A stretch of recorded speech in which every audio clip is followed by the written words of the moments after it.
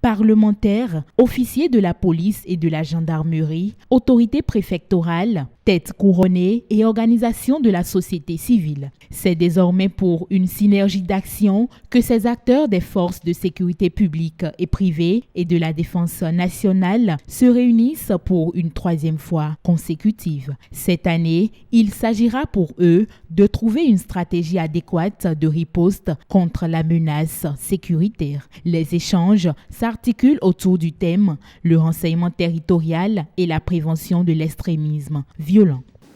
Au regard de l'environnement sécuritaire actuel, ce thème est évocateur à plus d'un titre. D'abord, le renseignement étant le pilier de la coproduction de la sécurité, il traduit le choix stratégique de mieux coordonner les informations pour leur pleine utilisation aux fins de produire la sécurité.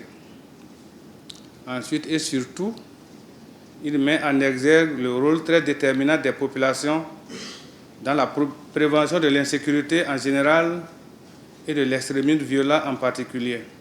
C'est dire qu'en organisant la présente conférence, mon département ministériel attend les recommandations pertinentes à l'endroit du gouvernement qui pourraient essentiellement aller dans le sens du renforcement de la collaboration entre acteurs régaliens et non régaliens pour la collecte et l'exploitation de l'information en vue de prévenir toute forme d'insécurité, y compris d'extrémisme violent. Conscient que chaque citoyen devrait être un maillon essentiel de la consolidation de la paix sur toute l'étendue du territoire, le gouvernement entend mobiliser désormais les acteurs de la société civile autour de cette thématique majeure qu'est la sécurité publique. Cela veut dire que la sécurité doit cesser d'être considérée comme l'affaire exclusive de la puissance publique et mobiliser désormais les acteurs civils et professionnels de sécurité autour des thématiques de préoccupation majeures.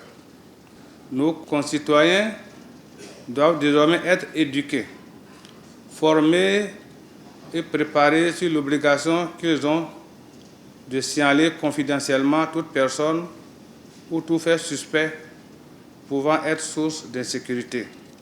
Depuis 2017, le partenaire principal de l'initiative est la Fondation Hans Seidel. Avec le ministère de l'Intérieur, elle partage un objectif commun qui demeure la sécurité. À l'instar des deux précédentes éditions, la troisième conférence de sécurité intérieure devra déboucher sur des recommandations à impact positif sur le système sécuritaire du Bénin.